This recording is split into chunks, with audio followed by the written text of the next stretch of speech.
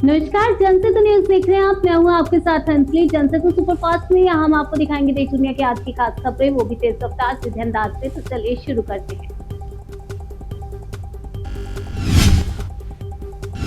लखनऊ में स्मृति द्वार हटाने से नाराज मलाहाबाद से बीजेपी विधायक जयदेवी धरने पर बैठ गए हैं। जयदेवी के पति कौशल किशोर भी धरने पर बैठे हैं। कौशल किशोर मोहनलालगंज से बीजेपी के पूर्व सांसद, पूर्व केंद्रीय राज्य मंत्री हैं। जयदेवी ने अपनी विधायक निधि से इलाके में 12 स्वागत द्वार लगवाए थे, जिनमें से एक महाराजा महल या पासी का था।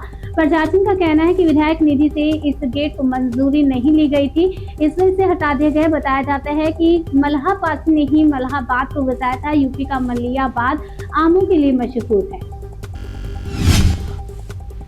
राघव चड्ढा समेत आपके बागी 7 सांसद आधिकारिक रूप से अब बीजेपी का हिस्सा बन गए हैं। राज्यसभा सचिवालय ने विलय को मंजूरी देते हुए अधिसूचना जारी कर दी है। अब इन सांसदों के शामिल होने के बाद राज्यसभा में बीजेपी के सांसदों की संख्या 113 तक पहुंच गई है और 24 अप्रैल को राघव चड्ढा, साथी मालीवाल समेत 7 सांसदों ने अपना आपका साथ छोड़कर बीजेपी का दामन थाम लिया था। राज्यसभा सचिवालय से विलय की मंजूरी मिलने के बाद राघव चड्ढा ने नया बयान जारी किया। राघव ने कहा कि आम आदमी पार्टी का माहौल अब खराब हो गया है। पार्टी अब चंद करप्ट और कॉम्प्रोमाइज लोगों के हाथ में फंस गई है। यह लोग अब पर्सनल फायदे के लिए काम करते हैं। मैंने पार्टी को 15 साल दिए थे, लेकिन मुझे इसे छोड़ने के लिए मजबूर होना पड़ा।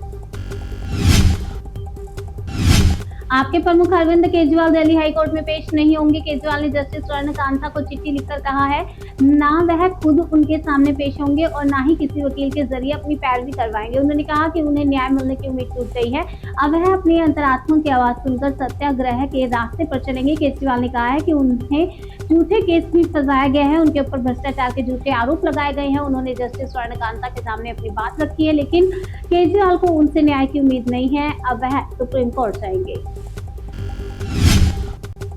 पीएम मोदी ने बंगाल में 5 गारंटी दी है। पहली, सभी भर्तियां तय समय पर होंगी। दूसरी, रोजगार मेले में नियुक्ति पत्र देंगे। तीसरी, 7वां वेतन आयोग लागू किया जाएगा। चौथी, गांव में 125 दिनों का रोजगार। और 5वीं गारंटी, रेहड़ी पटरी वालों को बैंक से मदद मिलेगी। गारंटी का ऐलान करते हुए पीएम ने कहा कि यह मोदी की गारंटी है, मतलब पूरा होने की गारंटी।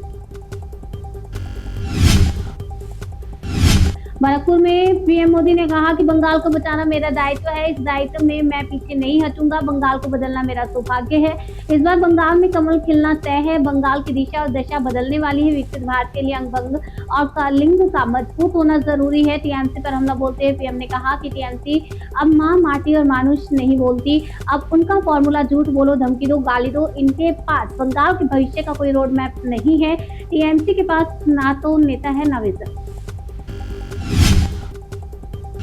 चुनाव प्रचार के आखिरी दिन पीएम मोदी ने बैरकपुर में रैली की। भावनात्मक अपील करते हुए पीएम ने कहा कि बंगाल में ये मेरी आखिरी रैली है। घर छोड़ने से अब तक मैं आपके साथ हूँ। रोड शो में मेरे लिए एक ये तीर्थ यात्रा जैसा रहे। बंगाल का प्रेम मेरे लिए सौभाग्य की बात है। पीएम ने कहा कि इस बार पूरे बंगाल में परिवर्तन की गूंज है। अब मैं यहाँ सीधे 4 मई के बाद शपथ ग्रहण नहीं आऊंगा। पीएम मोदी ने बैरकपुर में रैली के साथ साथ रोड शो भी किया। पीएम को देखने के लिए बड़ी संख्या में लोग शामिल हुए। सड़क के दोनों ओर खड़े होकर लोगों ने पीएम मोदी के नारे लगाए। पीएम ने अपनी गाड़ी से हाथ हिलाकर जनता का अभिवादन भी स्वीकार किया। पीएम मोदी ने दावा किया कि 4 मई को बंगाल में कमल खिलने वाला है।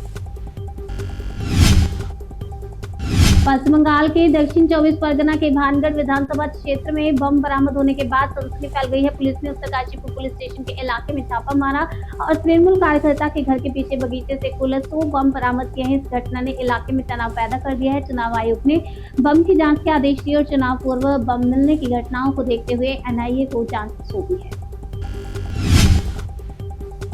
यूपी के सीएम योगी आदित्यनाथ ने बंगाल में बीजेपी सरकार बनने का दावा करते हुए कहा कि उन्होंने साफ कहा, बंगाल की जितना जाग चुकी है, जनता जाग चुकी है। 4 मई को टीएमसी का अंधेरा छटेगा, बीजेपी का सूरज उगेगा। मकाली के भक्त दूसरे चरण के मतदान में दिल में काबा, नयन में मदीना रखने वाले टीएमसी के ताबूत में अंतिम कील ठोकने को तैयार है। बीजेपी की पूर्व सांसद स्मृति ईरानी ने बंगाल के चुनाव का प्रचार में सक्रिय रूप से हिस्सा लिया। ताबड़तोड़ रैली और रोड शो की स्मृति ने टीएमसी पर बड़ा हमला बोला। उन्होंने कहा कि टीएमसी को पहले फेज में 15 से 20 सीटें मिलेंगी और उनका नेतृत्व खुद बोल रहा है कि वह हार रहे हैं। इस बार चुनाव में टीएमसी का भ्रष्टाचार, अत्याचार बड़ा मुद्दा है। ममता बनर्जी के भतीजे अभिषेक बनर्जी ने एक बार फिर से बीजेपी और चुनाव आयोग को मिलीभगत का आरोप लगाते हुए हमला किया है। अभिषेक बनर्जी ने कहा कि डायमंड हार्बर में चुनाव अधिकारी और बीजेपी उम्मीदवार की एक होटल में एक कमरे में गुप्त मीटिंग हुई थी। इसके बाद पुलिस ने जब बीजेपी उम्मीदवार और चुनाव अधिकारी की सीक्रेट मीटिंग के खिलाफ एक्शन लिया तो अब चुनाव आयोग ने उन पुलिस ऑफिसर का ही ट्रांसफर कर दिया।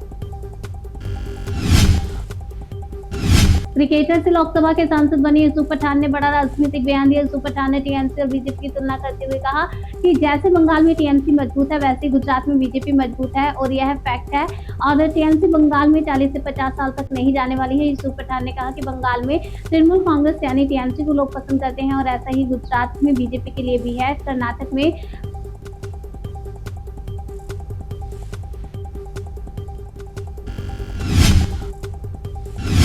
कर्नाटक में पूनम्मा नाम की एक गर्भवती महिला यात्री ने चलती ट्रेन में एक बच्चे को जन्म दिया। बीती रात बंगलुरु ट्रेन में रात में महिला की प्रसव पीड़ा को देखते हुए रेल कर्मचारी तुरंत अलर्ट हो गए। पास के मठवाला रेलवे स्टेशन पर एम्बुलेंस तैयार रखने के निर्देश दिए गए। हालांकि इससे पहले ही महिला ने ट्रेन में बच्चे को जन्म दे दिया। मठवाला पहुंचते ही मां नवजात को एम्बुलेंस से अस्पताल भेज दिया गया।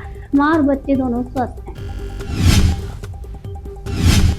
अहमदाबाद के श्यामल में सांग्रीला कॉम्प्लेक्स में भीषण आग लग गई। बताया जा रहा है कि आग पहले कॉम्प्लेक्स के पार्किंग क्षेत्र में लगी, उसके बाद पार्किंग क्षेत्र तक फैल गई। सूचना मिलते ही अहमदाबाद दमकल विभाग की टीमें मौके पर पहुंची। कॉम्प्लेक्स में फंसे लोगों को सुरक्षित बाहर निकालने के लिए बड़े स्तर पर रेस्क्यू ऑपरेशन चलाया गया। आग से पार्किंग क्षेत्र में बड़ी गाड़ियों को और दोपहिया गाड़ियों को नुकसान पहुंचा।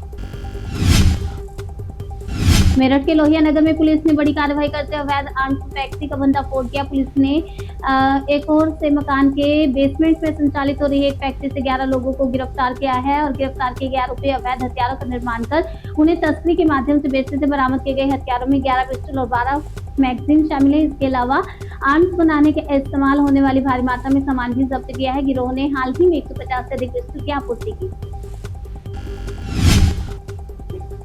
यूपी के हरदोई में स्कूल से किताबें खरीदने का विरोध करने पर स्कूल की प्रिंसिपल ने बच्चे की मां से बदसलूकी की और नाम काटने की धमकी दी। बदसलूकी का वीडियो सोशल मीडिया पर वायरल हुआ, जिसमें बेसिक शिक्षा अधिकारी अजीत सिंह ने जांच के लिए शिक्षा अधिकारियों की कमेटी बनाई है। अधिकारियों को निर्देश दिए गए हैं स्कूल पहुंचकर जांच करें और जल्द रिपोर्ट दें। इस बीच स्कूल के प्रिंसिपल ने अपनी सफाई में वीडियो जारी करके कहा कि अभिभावक उन पर फीस कम करने के लिए दबाव बना रहे थे।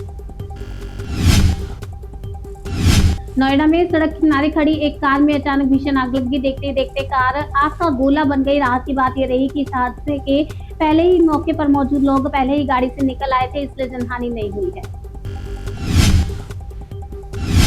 पुणे के पुरंदर में हुए एक दर्दनाक हादसे में 3 मजदूरों की जान चली गई। दर्दनाक हादसा एक मशरूम फार्मिंग यूनिट में हुआ, जहां कंपनी के ड्रेनेज टैंक में उतरने के बाद दम घुटने से एक मजदूर की मौत हो गई। उसको तलाशने लगे और 2 मजदूर भी फंस गए और दोनों की मौत हो गई। इस तरह 3 लोगों की जान चली गई है। इसके बाद उसे बचाने के लिए 2 लोग मजदूर जो उतरे थे उनकी भी जान चली गई। बताया जा रहा है कि जहरीली गैस से रिसाव की वजह से मजदूरों की दम घुटने से मौत हो गई। हिमाचल प्रदेश के धर्मशाला में गुरनधार स्थित दुर्गम पहाड़ पर एक पैराग्लाइडिंग का हादसा हुआ है। हादसे में राजस्थान निवासी पायलट अरुण सिंह इस दुर्घटना में गंभीर रूप से घायल हो गए हैं। उनके साथ उड़ रहे करने एक अन्य पैराग्लाइडर रंजन गुप्ता काफी ऊंचाई पर एक पेड़ में फंस गए थे। घटनास्थल पर सड़क मार्ग से पहुंचना मुश्किल था। ऐसे में प्रशासन ने तुरंत कार्रवाई करते हुए वायुसेना को मदद के लिए बुलाया। वायुसेना के हेलीकॉप्टर ने बचाव अभियान चलाकर दोनों पैराग्लाइडर्स को सुरक्षित बाहर निकाल लिया। दिल्ली के मुकुंदपुर फ्लाईओवर पर देर रात दर्दनाक हादसा हुआ। तेज रफ्तार बाइक अनियंत्रित होकर फ्लाईओवर की दीवार से टकराकर पलट गई। हादसे में 2 लोगों की मौके पर ही मौत हो गई। मरने वालों में से एक फ्लाईओवर से गिरकर नाले में जा गिरा। पुलिस प्रशासन की टीम मौके पर पहुंची। जम्मू कश्मीर में बढ़ते तापमान के बीच पीर की गली में गर्म से ढके पीर पंजाल पर्वत श्रृंखला पर पर्यटकों का हुजूम उमड़ पड़ा है। गर्मी में ठंडे स्थान की तलाश में बड़ी संख्या में टूरिस्ट यहां पहुंचे हैं। वैसे जम्मू कश्मीर में भी इन दिनों गर्मी का प्रकोप देखने को मिल रहा है। खासकर जम्मू, कथुआ, सांबा, सियासी और उधमपुर जैसे स्थानों पर दिन पर दिन तापमान 40 डिग्री सेल्सियस तक पहुंच गया है। इसके चलते लोग बर्फ वाले स्थानों की ओर रुख कर रहे हैं।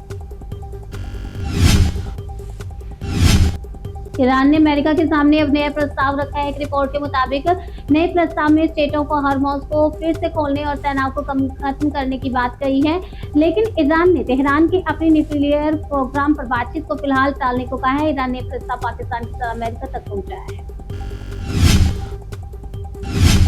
वहीं अमेरिका और ईरान के बीच ऑल इज वेल की स्थिति अभी तक नजर नहीं आ रही है। दिन पर दिन स्थिति और धुंधली होती जा रही है। राष्ट्रपति ट्रंप ने ईरान को फिर से चेतावनी दी है।